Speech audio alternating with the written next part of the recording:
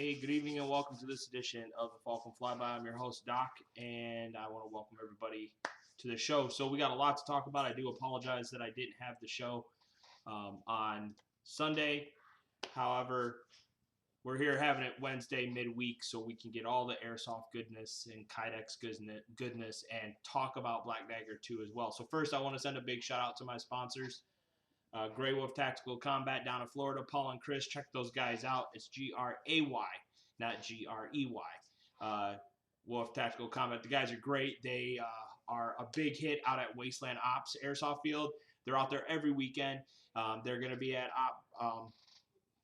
Black Dagger 2 as our main on-site vendor, and they can take care of any and all of your airsoft needs. You can actually pre-order stuff for them from them, and they will bring it to the field and deliver to you, so you don't have to worry about paying for shipping. That's a huge thing right there as well. Secondly, I want to send a big shout out to Tony at Multi-Mold Guns. They provide all the mold guns for us for all the holsters that we make. Big shout out to them. They do a lot of great work with those molds, and they try to stay current with the most popular mold guns out there. Tony's a great guy, great customer service. Definitely check them out online, multimoldguns.com.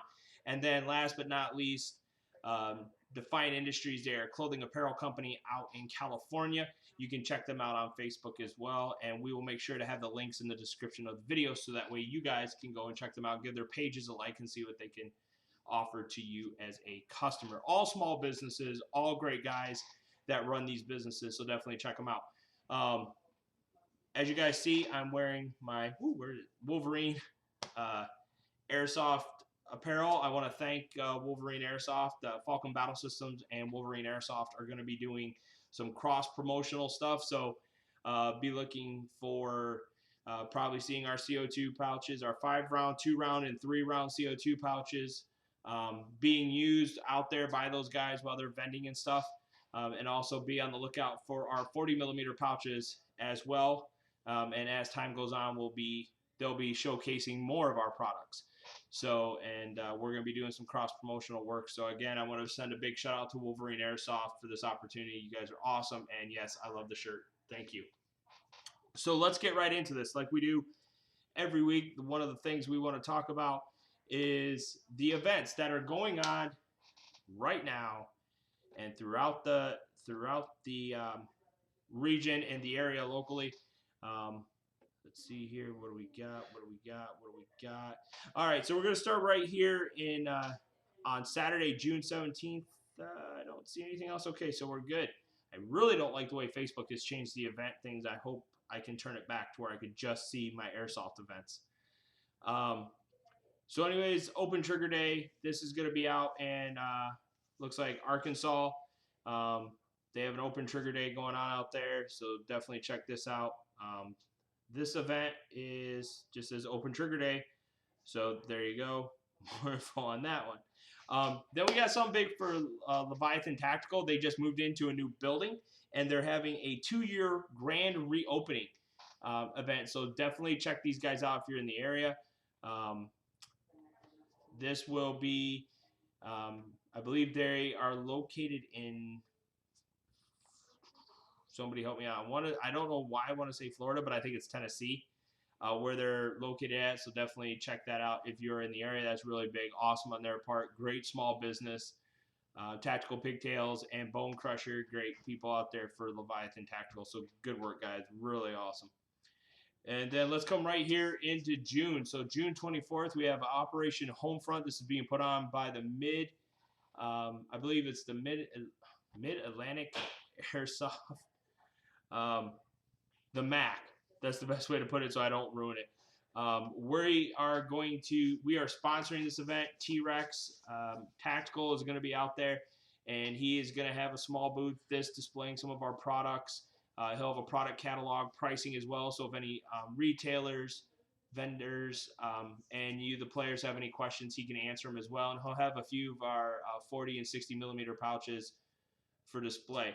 So definitely check that out as well. Then we have the same weekend back out at Springfield Airsoft Field. This field was kind of dormant. Not saying it was dead, but it was dormant, and now all of a sudden it's come back. And they have the grand simulation going on June 24th. This is in Springfield, Tennessee, out at Springfield Airsoft Field, June 24th and 25th, Operation Jody's Ghost. Definitely check this out. Tattoo Dave is going to be out there, Raptor Man. So he's another one of our big PR workhorses for Falcon Battle Systems. And I've already sent the prize pack certificates out to them, so we are sponsoring this event as well. This is awesome to see this happening. So definitely, if you're in the area, check that event out. And then at Extreme Combat Park, we have Operation Rise or Fall. This is at Extreme Combat, June 25th. Let's see if we can, let me see if we can get a little bit more data on this one. I just saw this one come across my feed, and so I figured, why not? Let's get it out there so we can show it right to you guys. And here we go right here. It's going to kick off at June 25th at 9 a.m. It's going to go to 5:30 p.m. This is in Durham, North Carolina, at Extreme Combat Park. And this is created for tag operations. They already have their timetable out, which is really cool. Let's see. There's your admission price, $30.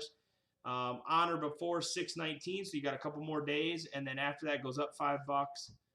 You can call for pre-registration. They have some restrictions in there, and they go through their scenario and objectives. So definitely check this out if you are in the area. Then at Urban Combat Airsoft on June 25th, they have Bring a Friend to Airsoft Day.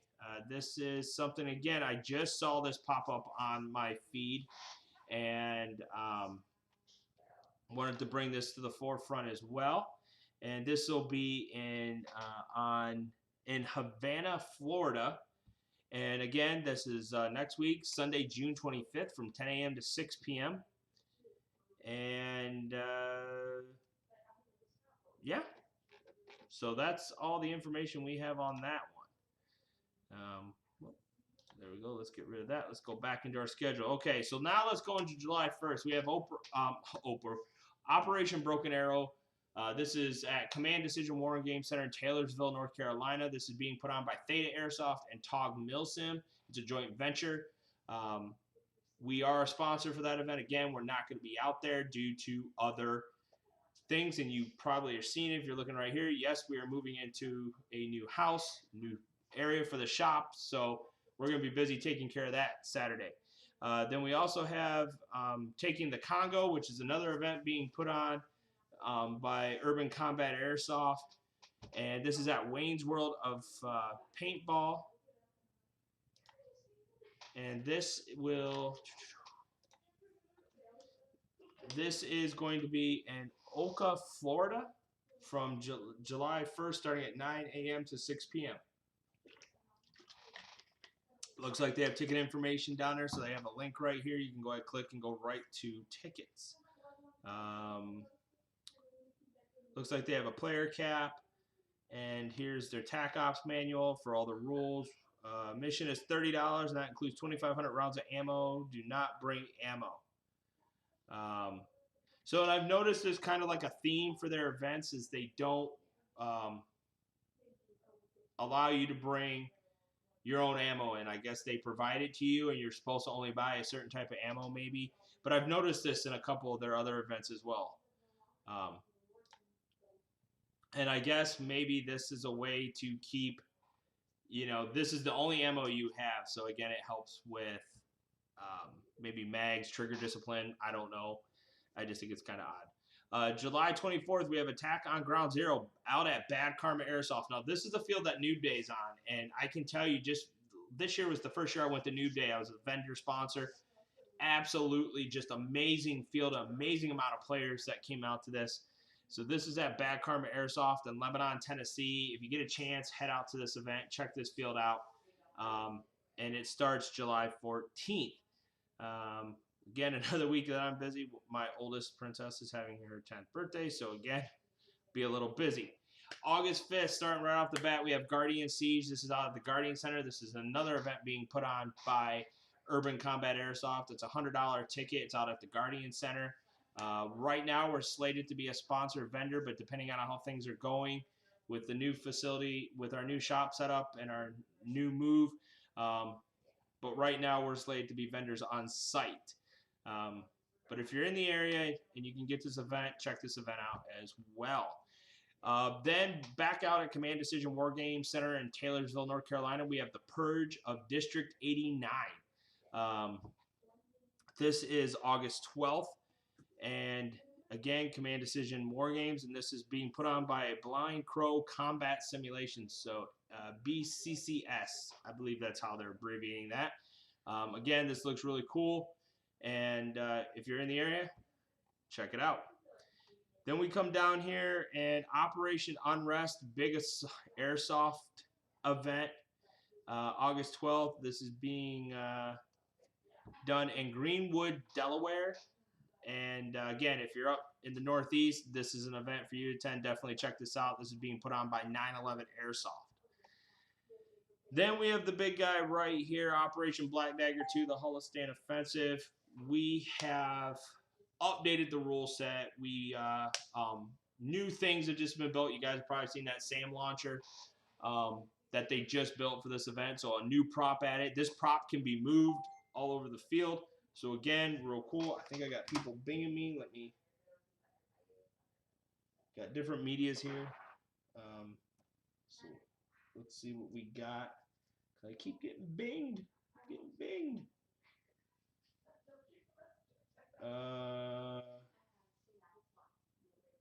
Okay, so I'm not too worried about that. Anyways, Black Ops, we are opening the gate, and I'm going to adjust this time. We're opening up the gate at noon on Friday for registration and chrono. And we have some big news today. We're going to post it on our site as well. That high-powered airsoft has joined us. They are going to provide the BBs for our chronograph. And then they are also going to be shipping stuff out for raffle prizes. We just added them today, so that is awesome. We have HPA on board for Operation Black Dagger 2. We'll come in, we'll talk a little bit more about Operation Black Dagger 2 in just a little bit. So let's go down the rest of our events because August is filling up. Amphibious Assault, the Swimming Hole Water Park. I believe this is being put on by our friends from Overwatch Tactics. We're a sponsor for that event. Obviously, we won't be out there because we're hosting Black Dagger 2, but we are a sponsor for that event. So we've already sent them their player packs for this event.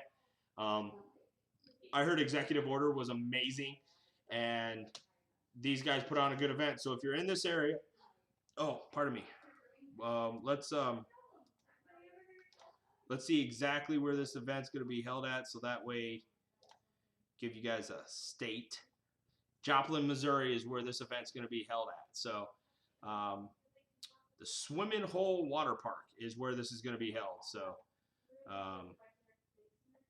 it looks like it's going to be another good event. These guys have been putting on some really great events. And if you guys noticed, the field admin are wearing the red vest, and you notice you'll see the red Overwatch Tactics custom kydex. Yes, that has been made by me, by Falcon Battle Systems. They were doing backflips on trampolines with these things, and the grenades weren't falling out. So awesome to hear that. Let's go right into September. We have Operation Sirius Viking 2. This is going to be at the Guardian Center. This is being put on by Third Coast Airsoft. Potential of me going is there, but again, I have to look how everything falls for that. October 13th, Fold a Gap Airsoft Scenario event.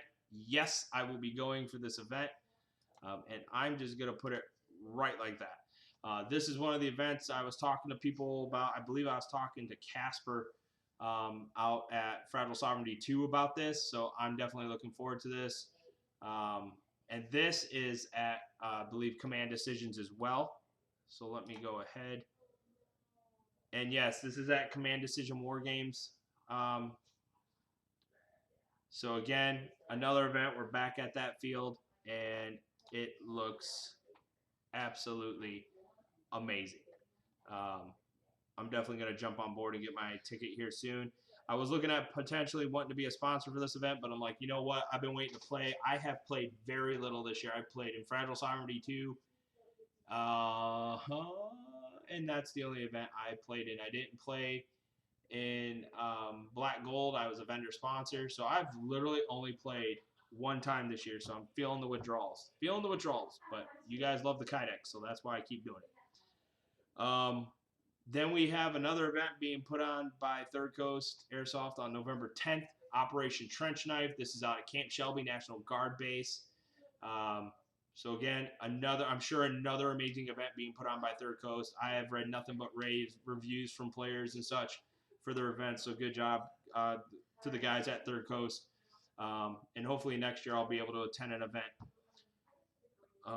Then we come right into December. We're not even messing around. December 1st, right off the bat, Operation Overwatch 4 at the Altar Training Center. They have helicopters for this, vehicles. I mean, just all out, very cool. And again, very cool. This is it looks like they do 2 of these events every year, one at the beginning and then another one at the end of the year. So good on those guys. They put on a really good show, really good event. So definitely check these guys out if you're in the area. This event is from where I'm at, it takes 8 hours to get to this field. So, or this location. This is going to be in Immokalee, Florida. So yeah, it's really far south. It's about 8 hours from here.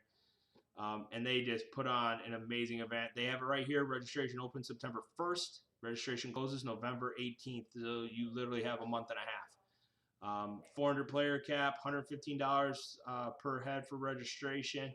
Age limit looks like it's 16 plus. So again, if you're in the area, check this out. Looks pretty legit.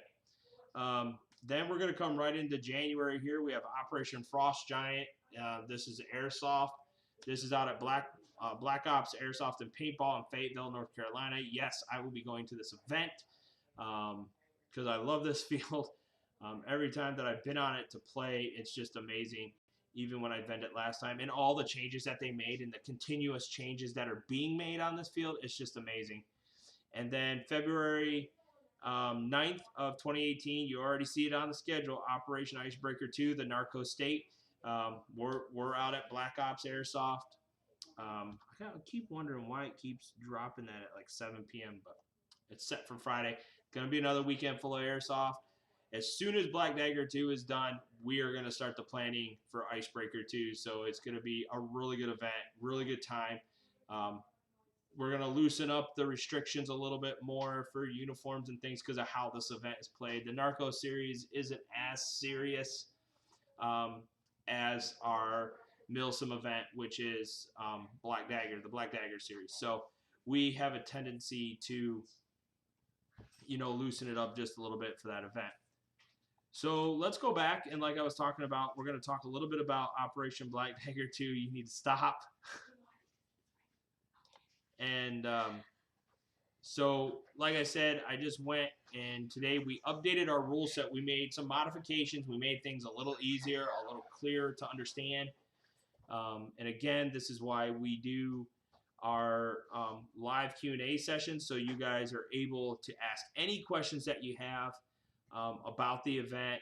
And as you can see, we already have some amazing sponsors, not even including Falcon Battle Systems. I need to update this. We have Core Performance, which is a new sponsor for us, and now we have HPA, which is awesome. And then what Grey Wolf went out and did is they went and talked to Enola Gay and got Enola Gay to donate some stuff as well. So for them side of it. So again, having Wolverine Airsoft, that's awesome. Core is going to be there. They're going to have a booth. They're going to be selling as well. Wolverine's going to set up and demo products. So you guys are going to be able to try out the different engines. That new Reaper engine just came out.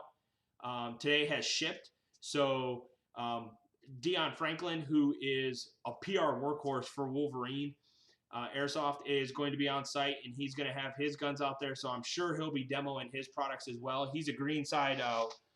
He's going to be a Greenside Warrior when he signs up, so he'll be on the Hulistan Army. But these guys that are coming out here, like Tattoo Dave, he'll be out, Raptor Man, T-Rex, and Dion Franklin. These guys are the PR workhorses for the groups that sponsor them. So again, if you have a question about Wolverine Airsoft and you're on the field or you're at the spawn and you see Dion there, and him being on your team, go ahead and ask him. On Friday, if you want to try out his rifle or whatnot, see how things work, you have Wolverine Airsoft there, so you can try it there, as well as my bolt, my M28 bolt will be set up and be there as well. So again, you guys will be able to demo these products if you've never, if you're on the fence about HPA. Grey Wolf Tactical Combat's going to be on site. They're our vendor. These guys are absolutely amazing. We invite them to be our on-site vendor for so far for all our events. They are out at the first Operation Black Dagger. They were out at the first Icebreaker, and they're coming back. So these guys are our go-to, and they've gotten better every single time they've come out. More products, more stuff. They have deals on the spot as well. So these guys are just amazing. All right, I couldn't ask for a better on-site vendor with that. We also have, and I need to add them, you guys have probably seen it on the community page, we added a new sponsor last week. Apologize, I'm looking at 5 different things here. We're going to talk about a few more things. Come on. Waiting for it to load. So we added, obviously you see here, Core Performance. So they're on there. And then we added TS Blades. These guys are from Spain. And we have them sending us a box of swag and several of their blades. They make training knives. So think of Cold Steel, but these guys make I think, from what I've seen, I like their knives. I can't wait to compare them to the Cold Steel blades because I have 2 of the Cold Steel knives, training knives. But they're going to send us a bunch of different blades. They're going to send us patches to give out. So we're really looking forward to these guys. These guys are, like I said, they're from Spain, and they're going to be sending stuff to us. BG Airsoft is going to send us one of their custom rifles like they did the year before. Grey Wolf Tactical, I'm sure they're going to donate something amazing they do every year. And I'm sure the same thing with Wolverine Airsoft, Core Performance. I'm sure they're all going to donate something awesome to our raffle event. And we know our host, Black Ops Airsoft, I'm sure they're going to donate something as well. And we'll probably have a couple tickets to give away for Icebreaker. So that's something to think about as well. So so you guys have been seeing the videos posting. And there's been a few changes. So I'm going to scroll down a little bit. Oh, and I can't forget this, and I do apologize. We have Bulldog Paracord, who is going to be on site as a vendor. They'll be able to make bracelets, slings. They make leashes and dog collars for your dogs. This guy is awesome. He's a military vet. He's part of Team Phoenix. And I know him personally. Eric is a great guy. He just started this business, and you know, I couldn't ask for another great sponsor, small business owner, veteran owned and operated. And he's going to be on site. He'll be able to make bracelets. I believe, don't quote me on this, and I'll have to verify. He'll be able to make bracelets on site, slings on site. He's going to have stuff already made, so you guys can buy right there on the spot. But again, another great sponsor for our event. So I mean, we just have great all around sponsors, and we're still reaching out to others to be a sponsor for our events. So. We just keep getting more sponsors, and this event's just getting better and better. So one thing I did want to show you guys, know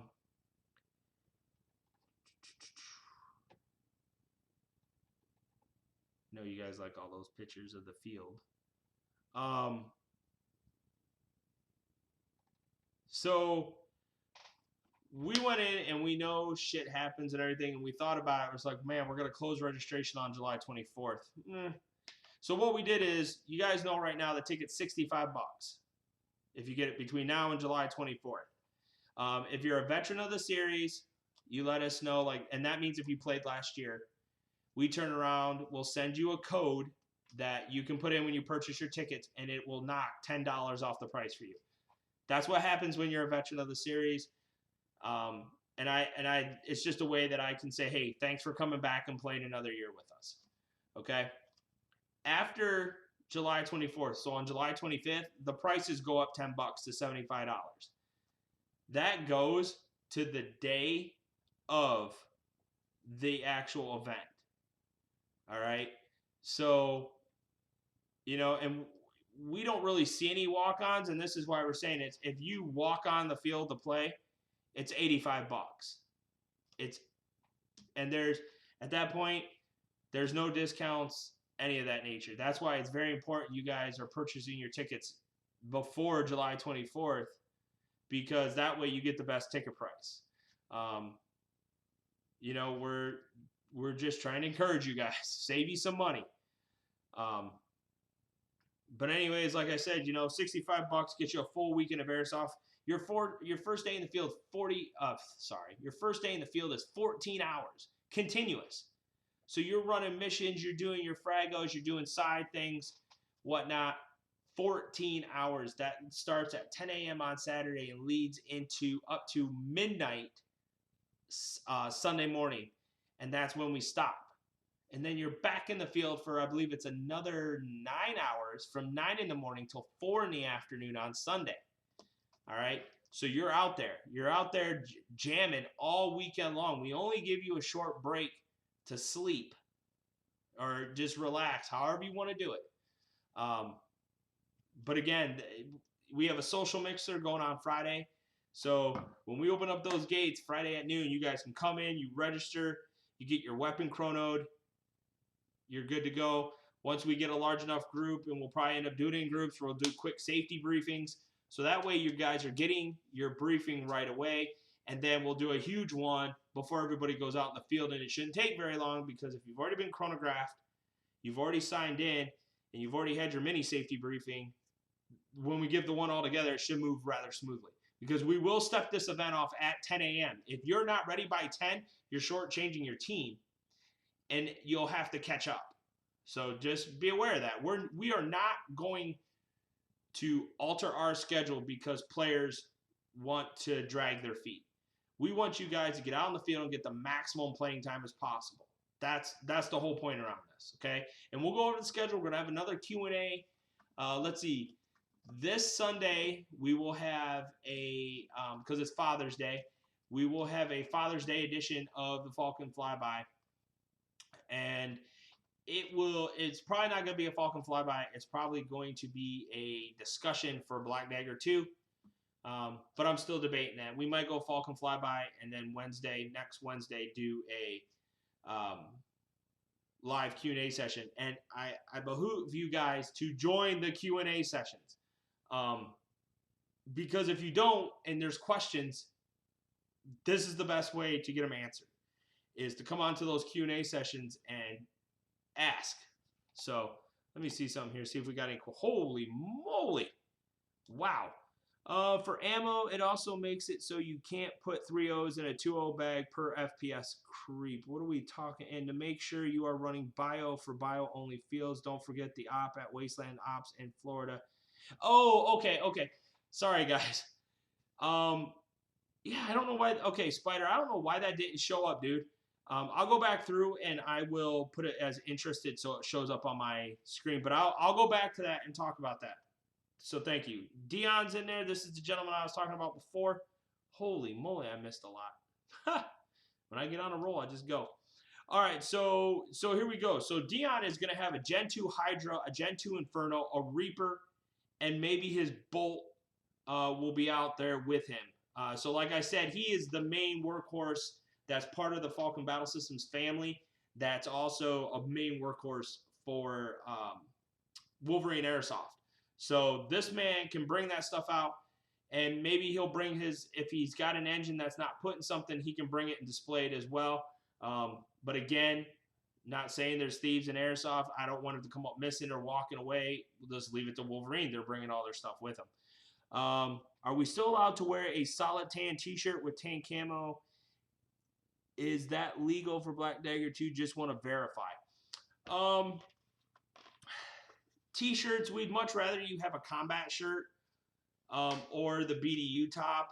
If you have a short sleeve combat shirt, that's perfectly fine. We don't have a problem with that. We don't want people running around with T-shirts on. And we'll discuss that a little bit further. You can have any combination of the uniform, and I know where you're going with that, like an OD green T-shirt with your OD bottoms. We want to keep this as simulated as possible, and I know you're concerned about the heat, so I could see that. I guess my thing would be is maybe during the hottest parts of the day, if you went down to that still same colored team uniform per se, and you were still that solid tan that would mesh with anything else you're wearing, but later on in the evening as it started to cool off, you put your top back on, let me mull that one over, and we can discuss it a little further at the next Q&A. But that is a good question, though, and I understand why you asked it. And Spider, yeah, Spider is one of our COs, and that's perfectly fine. You're gonna want the chair for your HQ because, you know, I'm a fighting CO. I like to get out and go through the field and run with my troops and stuff like that. But in this game, the COs are going to be needing to make decisions. They're going to be looking at maps. They're going to be relaying missions to their units. They're going to be relaying information back to higher HQ. So, they're not a fighting CO. So, and please ask any questions that you guys have. I will come back. We're going to go right back to our Black Dagger stuff here. So this has updated, and just so you guys know, this is what we're doing for you guys. So please make sure you read this stuff. Be sure to take a look at all these pictures that we have. Print them out for your use with your team or your unit that you're signed up with, because you guys will need these. I'm just going to tell you that. I can't elaborate anymore, but you're going to need these pictures, and there'll be more photos coming. I'm talking to the guys that'll be out there this weekend, so definitely be looking at those. As you guys see right here, we announced Wolverine back on May 30th, and yes, we need to update our cover page, our cover photo. You guys know if you're paid and registered, you're on the planning forum. Comm channels have been posted.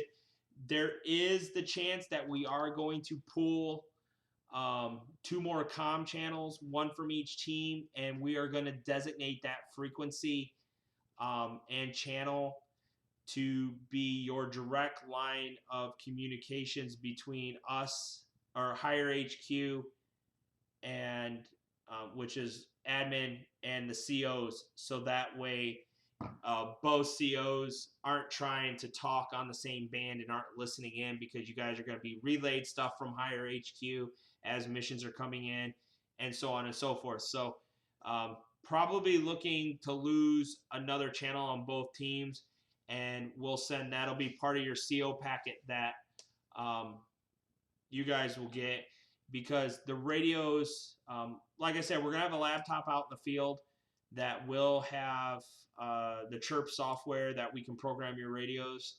But if your 888s and your UR5Vs or UV5Rs are already programmed for FRS, GRS channels, you're good to go. Just know that these are the only frequencies, these are the only channels you're allowed to use. So I would highly recommend maybe reprogramming it for this game, and that's probably what we're going to do. Is we're going to build a base set, and we're going to have them titled and saved. So if somebody wants to come up and say, hey, can you program my radio? Yeah, sure, no problem. And we can load these new channels into your radio, so that way there's no issue and you got your comm channel set. I know with the UV5Rs you can program them, which is awesome. So, and the UV or the 888s, we can program those as well. So we'll have that laptop out there in the field with us. Please read these or watch these videos where we're talking about dehydration and overhydration.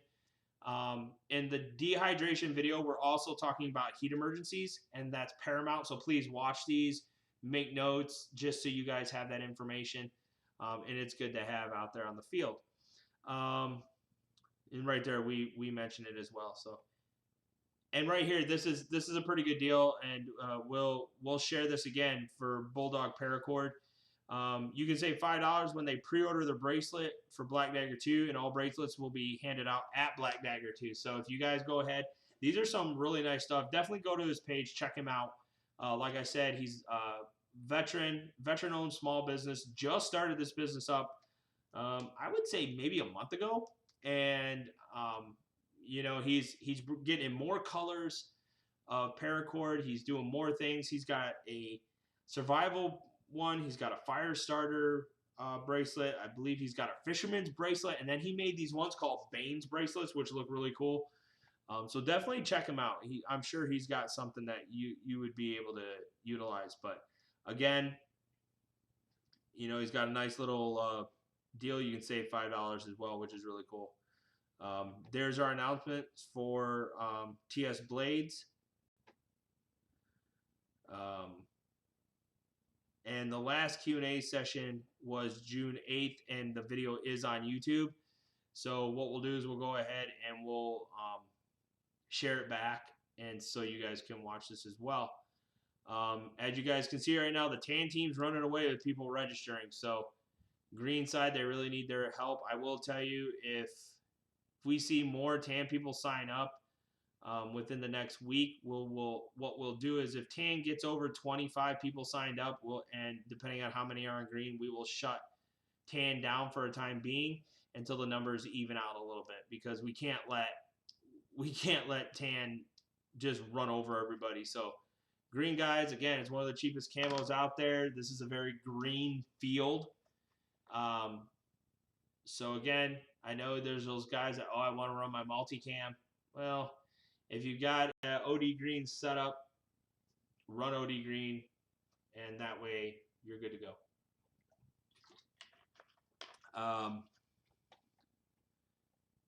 Here you guys can see one of our set of props. There's more to this than you guys realize. There's quite a bit more behind the dynamics of this setup. So this is something on the field that'll be in play. Here's our announcement of Core Performance. So it's really awesome to have these guys on board. I'm sure they're gonna have some of their shirts. I'm sure they're gonna have they're gonna be for sale. They'll have their Core chest plates, and definitely in this weather and you know, in the southeast, these are great things to have. Here is, and I do apologize for that, Jan. Here's a picture of the SAM launcher. They have finished them. I'm going to upload another picture. There is actual rules to utilize the SAM launcher. As of this time, we're only aware of there's one for use. So something you have to think about, you know, obtaining it, protecting it. Again, to obtain and use and repair this particular objective or this prop, the rules will be actually with the CO in their CO packet on the day of the event. So this will not be something that we post for you guys to already know how to do it. So again, this is one of those things that, yeah, it's out there, but to be able to utilize it, this is what you need to do. So, and then we came in, we did some updated some new things today. So if you go into the notes section, which I always tell you guys, it's right here. This is going to open up. So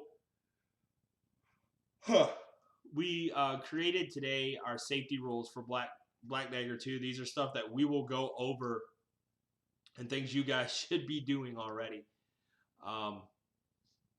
You know, water. Drink now. That's what I'm doing. I've drank 3 of these today, so I'm at my gallon. You know, not the day before the op, not the day of the op. And we're going to do, in the next Doc's Corner, I'm going to compare energy drinks. And, you know, I was telling you guys earlier about that I found Monster energy, or not energy drinks, but sports drinks. And Monster came out with one. Well, I picked up a thing of Gatorade, which it was one of the bigger ones. I got 98 cents at Walmart. And in there, I compared the amount of sugar that was in the Gatorade versus the Monster. And I can already tell you right now, the Monster sports drinks are not what you want to be drinking out on the field. More sugar. There's a bit of carbonation in it, which isn't good. So at this point, when I do the comparison, you guys will probably see that I will say, this is not the one to have. Again, guys, know the rules. If you don't know it, you probably do something against them, and then you only have yourself to blame if you get penalized for it. You know, like I told you guys, penalty cards, I'm sorry. You get 2 of them. So know the rules. If you got questions, this is the time to ask. You know, ask us about the rules so we can go through them with you guys. Goggles, anywhere in the field of play, goggles must be worn. We do not care if they are muddy, bloody, fogged, or scratched. If you break the seal on the goggles from your face, expect your penalty card to get pulled. The only place you can remove your goggles is in the staging area. What will happen too is on the field, if you're getting over fogged and you see a ref, you can say, hey, OC, I need a goggle check. What'll happen is the OC will pull you out of any immediate danger. Will actually put his back to the firefight so that way he can protect you, and he or she will stand over you while we want you kneeled with your back to them so you can clean your goggles, get them back on your face. If you call us again for a second goggle fog, we are actually going to call it a goggle malfunction and have you go back up to the staging area and get them corrected before you come back onto the field, because that's a safety hazard. We don't want anybody getting shot in the eye and losing an eye. You only have 2. They haven't figured out bionic eyes yet. As cool as technology is in the movies, they just haven't figured that out, and you only have 2 of them, and we don't want anybody losing an eye. No mesh goggles are allowed. The insurance on this field does not allow them. Even stamped steel. Okay, I was told this when I was out on the field for Fragile Sovereignty 2. You cannot wear stamped steel. Okay, I know that's in a lot of those masks. What I recommend is you get the mask and you figure out a way to put a set of goggles over top of that. Again, we don't know what grade steel those masks are and how quick they're going to break. So please, we don't want to lose anybody's eyes. Staging area, the only safe guns are the ones that are in a holster or have the magazine out and barrel blocking device on the barrel.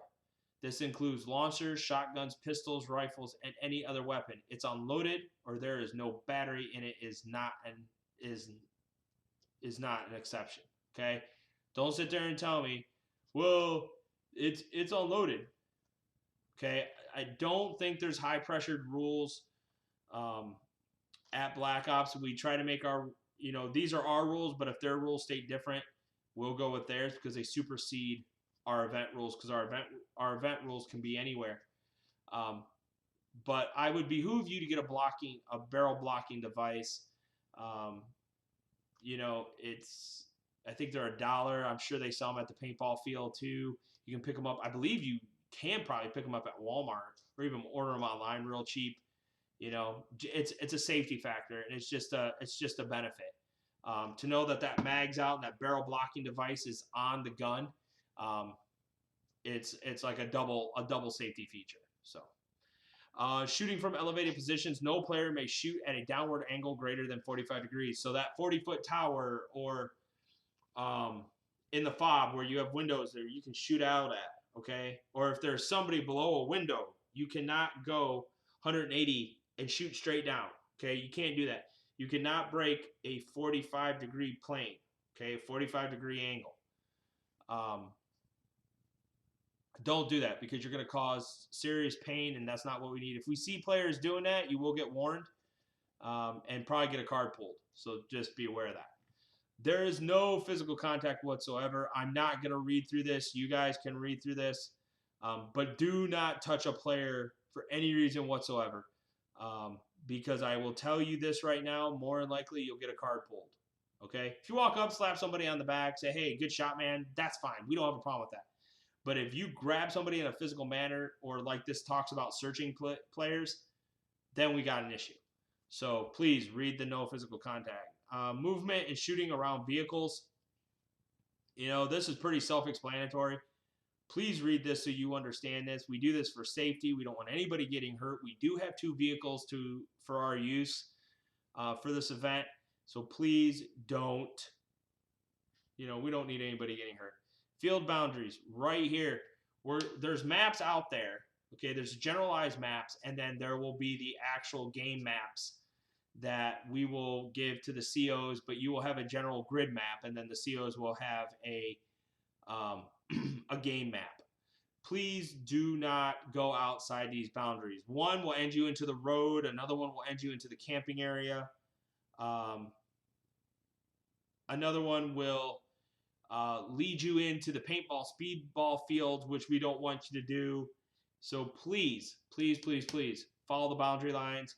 And areas that aren't really marked clearly, they try to put yellow caution tape in those areas so that we know, oh, we can't cross here. And it's pretty self-explanatory when you get to certain parts of the field and see really high netting going down a boundary line. Don't cross that. If you do it on accident, put your kill reg on your head, go back and respawn. If you do it intentionally, you might as well just give an OC your card and go back and respawn if you have any cards left. So something to think about, guys. We want everybody to have fun, but we want everybody to be safe and play by the rules. Doors, hatches, access points may not be blocked or locked. This happened a lot with that bus during Fragile Sovereignty 2. And it was no fault of the game organizers or anything. It was just players would get in there and put up all the windows, or they put it down just enough so they could shoot out, and they would look out the window. Well, however the windows and the doors are in that bus is how they're going to be. If that bus gets hit by a 203 round or a tag round, guess what? It's done. Everybody inside dies. Plain and simple. If somebody runs in there and throws a grenade inside that door, you're all dead. Okay? Do not try to block that doorway or shut that door or shut those windows. It just becomes an area that nobody can get into for any reason, but we're going to fix that. Same thing with any areas that have doorways. Don't block them. Don't put stuff in the way. Don't barricade them. Just don't do it. If we see you doing that, we're going to pull a card. If we can't figure out who did it, then we'll assess a team deduction. Okay? Don't argue with the FBS staff or the Black Ops staff. You're not going to win, and you'll probably get your cards pulled or be sent home. So please, just, like we say in there, that we're making these decisions on the spot. Some decisions we may get together. If it's a really big decision to be made, we'll get together, discuss it, get the different points, get the story. Hey, if players got video, we may even take your video. Remember, we got a laptop. We can actually watch this stuff. So again, don't argue with us if we make a call. Yeah, somebody might mess up, but again, don't argue with them. They're trying to make these calls in a split second to keep the game flowing. Don't ask us for game mechanic information. Don't. This is what the rules are for. This is what the safety briefings are for. The COs, your leadership, has in their CO packets, how to disable one of the technical vehicles, how to, capture and use the SAM site. They know all of that. They have that information in their hands. They will tell you what needs to be done. So don't try to ask a staff if you have issues and you're trying to figure out, hey, where's our respawn point? Because believe it or not, in the CO packets, they will tell you how you can actually move your spawn point. You should be on the radio and know where all that stuff is. Your squad leader, your platoon leader should know that stuff. So really the radio chatter should stay between squad and platoon. So that way if you need that information, and then any information should come down the chain. So if the CO says, oh yeah, our respawn just moved over here in this grid square, platoon leader should pass that information down to their squads and so on and so forth. So everybody knows where those areas are.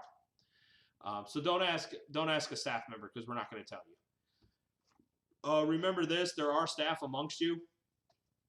Between Docs Productions and Black Ops Airsoft, we have selected players that we have vetted, we trust, we know, and they will let us know. And that's just how it's going to be. If they radio us, or better yet, we ask them to keep their cell phone with them, and they snap a quick picture of you and send it back to us and tell us where you're at, we're coming looking for you. All right? We're just remember is they could be right next to you through the whole game. So don't do anything stupid. Radios, players who open mic, hot mic, Vox, or otherwise detract from radio use for others will lose the use of their radios. We understand if you accidentally did it, but that's why you do gear checks before you go out. So you should be doing your comm checks, making sure you don't have Vox on, making sure everybody can talk, making sure nobody's hot micing, making sure buttons aren't being pushed by your radio pouch. This is why FBS makes Kydex radio pouches that stop that from happening. Shameless plug. But anyways, again, don't hot mic. Don't be on Vox, because the admins, we go through the channels and listen to comm chatter. We want to hear how well you guys are using your comms, because there's actually points awarded for that, for comm structure and how well you guys are using your radios and how appropriately you're using your radios. So think about that too. No player may operate on the staff channel. Player 1 is for real world emergencies. And yes, as the head event coordinator, event administrator for this event, I will have 2 radios on me. I will have my emergency radio on me, which is always on channel 1, and everybody will have that channel. And then I will have my other radio for my other channels, so that way sending out information and so on and so forth. Please, please, please, please don't let us catch you on channel 1 unless it's an absolute real world emergency. If you're calling man down, or blind man, and that comes all the way up the chain, somebody better be talking to us on channel 1, letting us know where you're at, what's the assessment, and who the player is. That's the whole point why we have you guys fill out that white emergency contact card, because that gives basic information that a player could go pull that card and say, oh yeah, I got Jim here, and he's having an asthma attack. He just took a hit from his inhaler. I have him off the field. We're over in this quadrant. We're over on this grid. So we're able to drive out there, okay? We'll come across the radios. We will call blind man, guns down, and that way the admin staff can get in there. If we have to get emergency workers in there, we can do that as well. So please, please, please, please, please don't get on channel 1. So these are our safety rules. Be sure to look those over. I'm going to go see if we have any other questions. Let's see. Cool. I turned my long sleeve combat shirt to short sleeves already. So there you go, Spider. You're good to go, brother. I will send you my list of comm channels I have assigned and see if you approve. Ordering a second core performance plate next week. Awesome, Dion. See, these guys are thinking ahead. For anybody that's watching this, you see this right here. I have 2 of the core plates. I have one for my back and one for the front. Let's see, ordering. There should be 3 more from Tan from Florida signing up next week. As you stated, all iPro has to be full seal, so no shooting glasses that meet impact rating. That's absolutely right. No shooting glasses, okay? If you're worried about needing a good set of goggles, okay, go to Google and search airsoft goggles, and they will come up. I think the most expensive pair I found out were the ESS with the fans. However, if you type in airsoft goggles with fans, you will find a plethora of them, and some of them are only $20 if you want that fan, which some players do, some players don't. But again, it'll stop that whole issue with fogging. You can check it right there. But yes, iPro must be full seals. We do allow those masks, like the Army of Two mask, or like I saw someone had, Evike has the Death Stroke mask, which I like a lot, which I might get. But they have that mask. The problem is those are stamped steel. So what I would do is I have inserts from Wiley X's. I would actually take those and glue those in or over those wire mesh. I'm still going to have good ventilation between them, but it also allows me to, I have literally double eye protection. It's full seal around my eyes. That whole mask is a seal around my face. So yeah. So let's go back here. Like I said, you guys, we did some changing. Those are the safety rules, safety rules.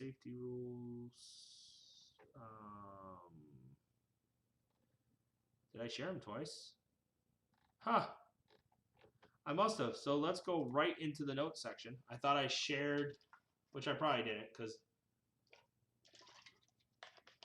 they're new.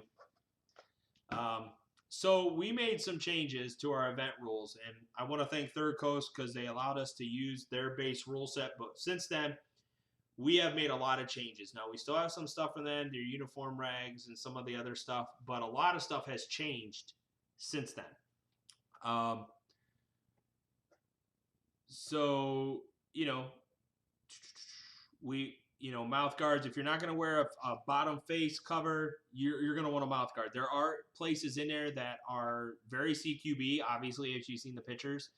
So we highly recommend wearing a mouth guard, block clava, or the iron face mask, or the face shields. So something to look through and think about. As you can see right here, no mesh iPro allowed. Cutoff is 14. We have some kill radius for mortar strikes, grenade kills, missile strikes. Um, Mid caps only. We are allowing some of these because the player age is 14 plus. We are allowing you to carry 2 high caps, and that's it. That would give you, depending on the high cap, anywhere from 600 to 800 rounds, maybe 900.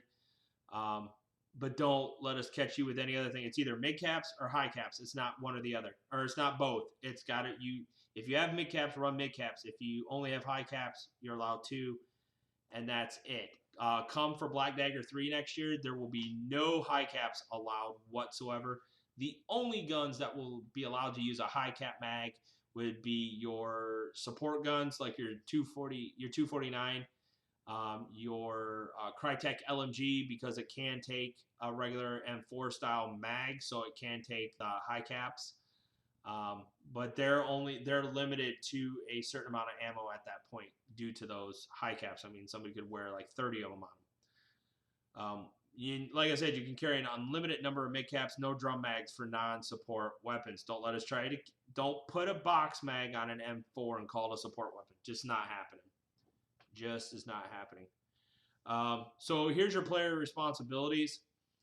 You know, I'm not going to read this to you. You guys should be printing this and reading this. Yes, the rules have been updated. So I would behoove you, if you have an old copy, print this copy out here. And there's probably going to be more changes. So we're not really per se changing the rules. We're adding more to them. So that way we can catch every contingency, or try to at least. And we're modifying them to fit us, so we're not using the straight word-for-word Third Coast Airsoft rule set, where it's going to be our designed rule set. But again, you know, this is the player's responsibilities. You guys all know cheating will not be tolerated. If we catch it, you're gone. And again, we say no refunds, and we will mark it that we caught you cheating. And at that point, we have a decision to make. Do we let other event hosts in the area know, in the state know, that, hey, this person we caught cheating, maybe it was an isolated incident, but we'll discuss it amongst the group staff and go from there. Remember, dead men do not talk to live operators or talk on the radio to say, I'm dead. If you're shot and you're wounded, okay, you're in that 5-minute bleed out time, the only thing you should be yelling is medic. That's it. That's the only thing you should be yelling. You're not giving positions away. You're not calling. You're not a forward observer. You're wounded. Okay. I don't know a whole lot of people that would take a burst in the chest and get up or lay there and still radio where people are at. So don't do it. If we catch you doing it, we'll pull a card. No shooting at anyone within the minimum safe distance for your weapon. You guys already know the MEDs. We're going to go over them here again in the rules.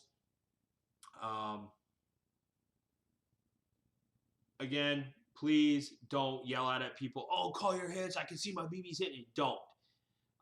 Best thing to do is just yell for a ref check. We'll come into the area. More than likely, where there's any medium to large firefight, there will be refs already in the area. There'll be in-game admins that are in the area that can see what's going on as well. Just something to think about. Remember, doesn't matter. The only weapons that are full automatic are your support weapons, so everything else is semi. Don't come to me and say, well, I can tune this down to shoot just 3 rounds. No, semi-auto only. Trigger control, that kind of stuff.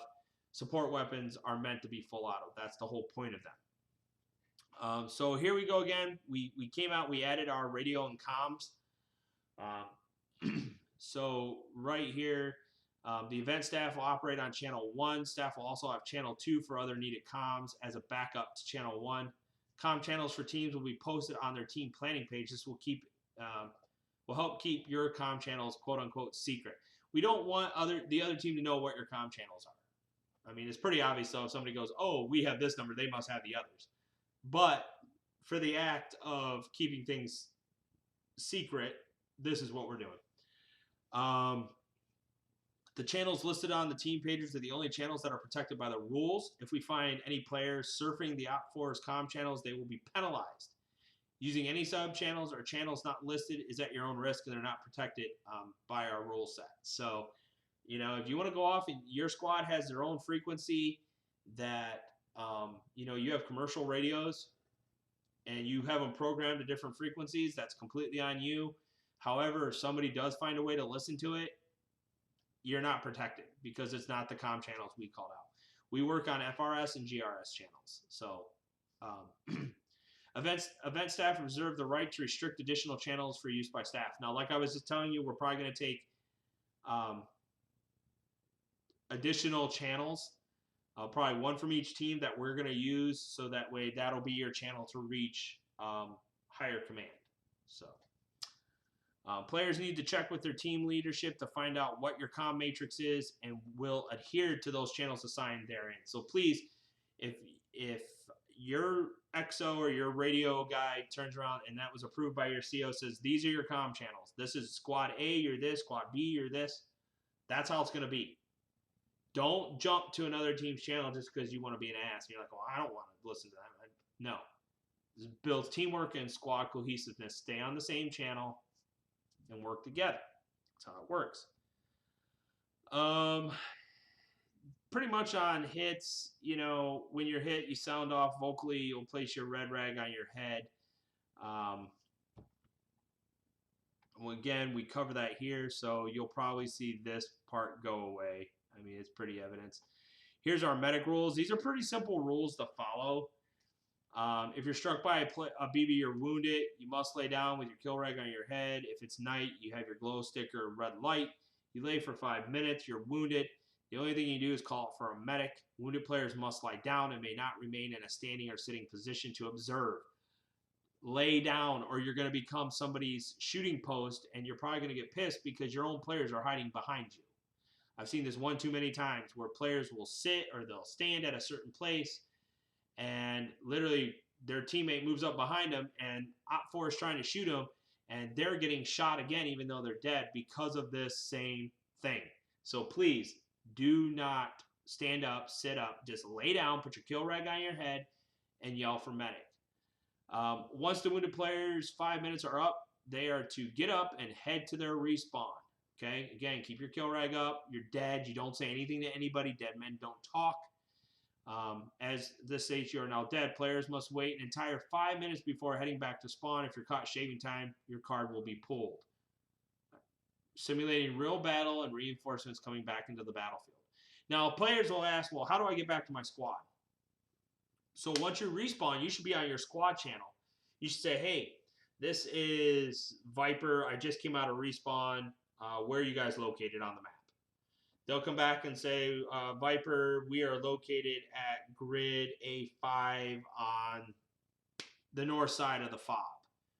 Roger that. Viper en route from spawn to you guys now. And get back to your squad, okay? If there's multiple of you from the same squad, work together, get back to your last objective, find out where your platoon leader is, your squad leader. And if your squad leader is like, look, they just took out the whole unit, we're all coming in to respawn, then, you know, get a hold of your platoon, you know, wait for your squad leader and say, hey, look, where do you want us? Our whole squad just got diminished and we're slowly staggering out of respawn. What do you want us to do? Your platoon leader will then give you direction on where to go next. That's how that works. That keeps your squad together and nobody's kind of lone wolfing it around the field. Your respawns, and I will add this, your respawn is on the 15, so on the quarter of the hour, so 10, 10:15, 10:30, 10:45, 11 o'clock, 11:15, and so on. We do this because it simulates reinforcements coming back into the field or being sent out, and to just have people go in and touch something and respawn back in, not going to happen. Now, the benefit, you know, I see pros and cons. The benefit of moving your respawn closer is, we can get back to the battle sooner because we don't have to cover such a great distance. However, we still have to wait. We get back sooner, which means if you get back into respawn at 11:15, guess what? You're there till 11:30. It's not, 11:15, and then no. If you walked in at 11:15, you're there till 11:30. If you walked in at 11:14, you come out at 11:15. Your respawn is every 15 minutes, not you having to wait and respawn for 15 minutes. And we'll go over that again. Any and all players can medic other players. There are no designated medics unless your squad wants to designate you as the team medic, and that's what you want to play. Each player will need to carry. Oh, I need to do some editing. Okay. Carry 2 bandages on them, and players may be medic 2 times before they have to go back to respawn. Once they get hit a 3rd time, they must go to respawn. You only have 2 bandages. But if it's either that or that 5-minute bleed out time, if nobody gets to you within 5 minutes to heal you, then you are going back to respawn. All players must have an IFAK on their person that will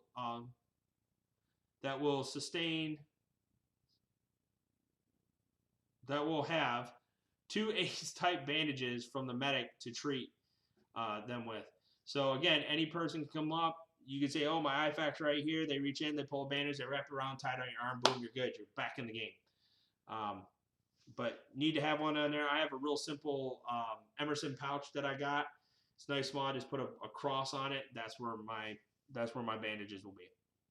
All players are required to have a red kill rag. Also choosing to play in the night portion of the event must also carry a red glow stick or a red light. This will also be your kill rag for the night portion because no one can see a red rag at night. Having that red glow stick or that red light is a bonus. And what I can recommend if you're doing a red glow stick, don't break it until you need it. Keep it in your IFAK and then pull it out, break it, and use it when you're done. Wrap, maybe if you have some black cloth, wrap black cloth around it and put it back into your med pack so you have it with you. Because we don't want you losing that on the field. We will have those for sale out there as well. So if you don't have any with you or what have you, we'll have red glow sticks out for sale.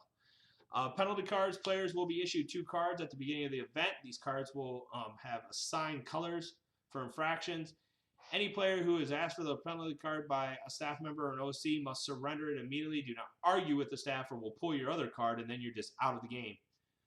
It is the responsibility for each player to safeguard their cards. If a player cannot find their cards when asked by an OC shall have no choice but to believe the player's cards have already been taken by another OC and the player must be ejected. Any player found with counterfeit cards will be ejected. Now, with that right there, because we do understand that there is the chance that you didn't secure your pocket and you might have lost your envelope.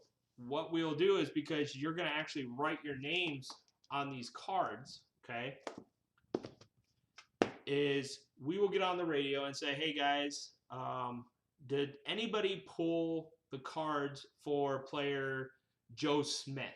And if somebody comes back and says, and if everybody comes back and say, nope, I haven't pulled any cards for Joe Smith, nope, then what we will do is we will issue you a new set of cards, and we're going to pull one anyways because of the fact that you're going to get a card pulled. So just think about that. Please secure these. These will be in Ziploc bags. We recommend that if you have sleeves, you put it with pockets, you put them in the upper right-hand sleeve. This is where your emergency contact card should go as well, to be in that baggie, and put them right there if you're wearing that. Keep it close by, so if we ask for it or you go down, we can pull your emergency card out as well. So that's the only exception to that. Again, radio communications will be used amongst the OC staff to see if a card was pulled by a player. So we have our FPS limits right here. These are non-negotiable. There is no exceptions. All guns must be chronographed. 366 FPS or 1.55 joules with a 3-gram BB. For a rifleman, you're semi-auto only. 1.86 joules support gunners and DMR with the 50-foot MED. And then your bolt action sniper rifles, 100-foot MED, 3.6 joules. Okay? All HPA guns will be measured the same way each class is. Nothing has changed. Both AEGs and HPAs will be chronoed the same. Again, support and sniper weapons must be accurate in appearance. An M4 is not a DMR, and an AK with a box mag is not a support. All regulators will be zip-tied and sealed. Yes, we will seal those. So as you guys saw, we do have vehicles, and these are the vehicle rules here. No personal vehicles will be permitted to be used at Docs Productions unless previously authorized by the event coordinators from FPS and DP. And this will also go to the field that we're on. So Black Ops Airsoft Paintball will also have to verify that this vehicle, yes, can be on their field. This shall include bicycles, mopeds, any other manned or unmanned transportation.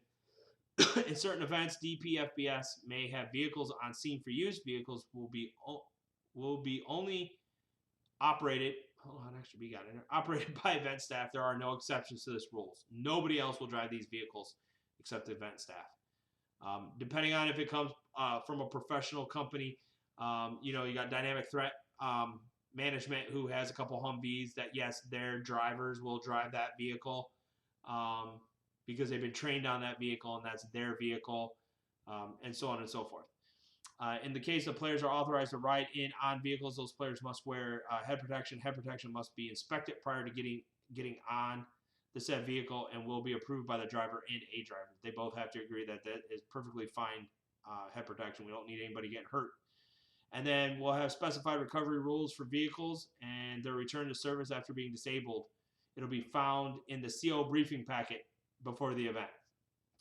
Right now, we're working on new rules for UAVs and UAGs, and you guys know this rule is pretty standard across the board. No refunds, only to military service members who have duty. Tickets are transferable into another player's name if sold. So you have to let us know if you're going to do that. Let's see if any other questions come about. Let's see. Voodoo Tactical Thermal Lens Goggles. Those are perfectly fine. So does anybody have any questions? Because we are now at 10:43. We are 15 minutes past our end date, our end time. I do want to thank everybody that showed up to this edition of the Falcon Fly By and listen to me ramble on about Operation Black Dagger 2, which is just going to be absolutely phenomenal. I can't tell you guys, it's going to be awesome.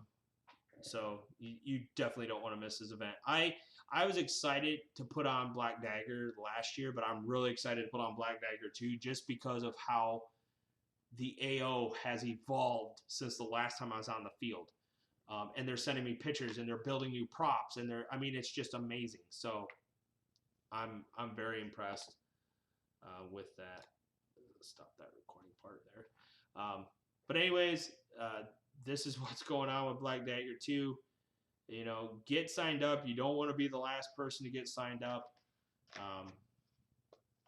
Like I said, after July 24th, the price goes up by $10, so you're going to want to go ahead and get your ticket as soon as possible.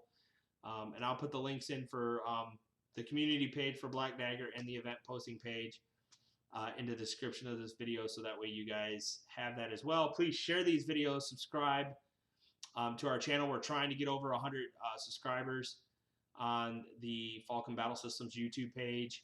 And please like these videos, share them out, let people know what is going on. There's going to be more Dot Corner videos coming out. We're just looking at different ways and different topics to talk about. I think one of the next topics we're going to discuss is, like I said, sports drinks. We're going to discuss those next. And then I think a follow-on will be, how to pack a personal first aid kit for an airsoft event. There's those of us that are prior medics or EMTs and such that I know when I go to an event, I throw my med bag in the back of my car. And then I also have my IFAK with me if I need it.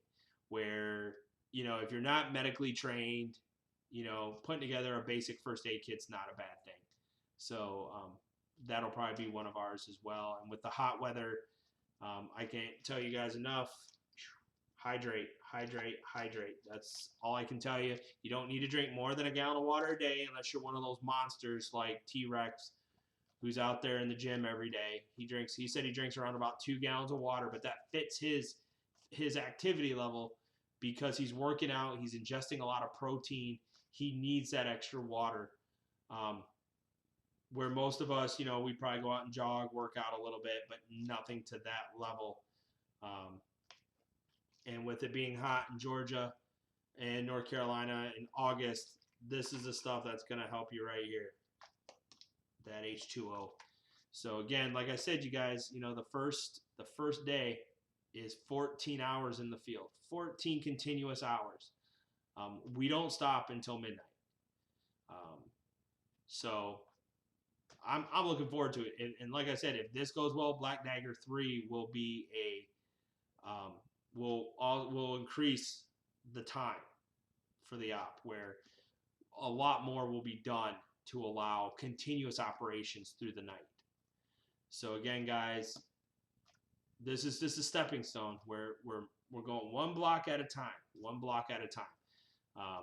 So I've been on some other pages. I've talked to some other people, some other event hosts that, you know, when someone says continuous, they don't mean, well, go and have a couple missions and come back and sit in the staging area for an hour, and then go out and have a couple missions and come back and sit in the staging area, or after every mission, come back and sit in the staging area. What they're talking about is you go out to the field, you're continuously getting missions and fragos, and you're completing objectives and such throughout the day, that your stop is going to be to finally sleep that night. So that's what we're trying to do. And we, like I said, we got some great sponsors lined up for this event. I couldn't have asked for better sponsors. I mean, these guys, these companies, small businesses have donated items and their time, and it's awesome. It's amazing. So I really appreciate it, everybody. Sweet. Spider is getting a new leg built. He's getting bionic. Love it. Love it. Very cool. All right, guys. This is Doc for the Falcon Fly By saying have a great night. Enjoy the rest of your week. Stay hydrated. Don't get in any trouble. Make sure to get your tickets for Black Dagger 2. And be safe. This is Doc for the Falcon Fly By, Falcon Battle Systems, and Operation Black Dagger 2, the Hall Stand Offensive, saying take care. Have a great night. Doc out.